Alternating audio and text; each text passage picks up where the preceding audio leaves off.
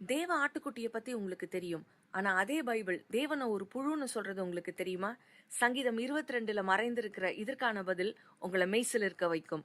சங்கீதம் 22:6 தாவீது சொல்றாரு, நானோ ஒரு புழு. இந்த சங்கீதம் இயேசுவின் சிலுவை பாடுகளை குறித்து சொல்லப்பட்ட ஒரு சங்கீதம்னு வேத வல்லுநர்கள் கருதுகிறார்கள். எபிரேயு பாஷையில புழுன்னு அர்த்தம் வருகிற காமன் வேர்ட் ரீமா.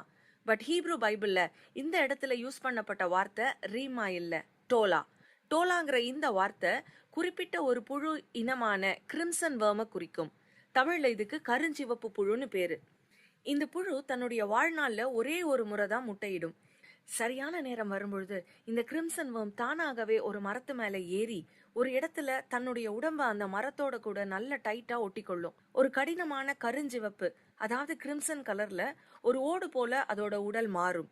இந்த பொசிஷன்ல தான் தன்னுடைய மீதி வாழ்நாட்களை அந்த கிரிம்சன் வேர்ம் கழிக்கும். அந்த கிரிம்சன் ஷெல்லுக்கு அடியில தன்னோட முட்டைகளை போடும்.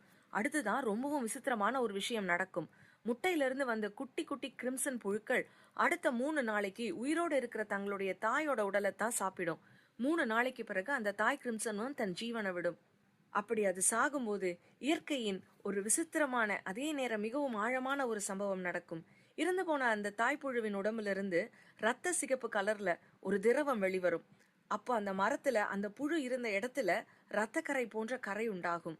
இந்த கிரிம்சன் வேர்ம் அந்த மரத்து மேல ஏறினதுக்கு ஒரே ஒரு காரணம் தான் இருந்தது, தியாகம். அந்த புழு இறக்கிறது மட்டும்தான் அதோட பிள்ளைகள் நல்லா வாழறதுக்கான ஒரே வழி.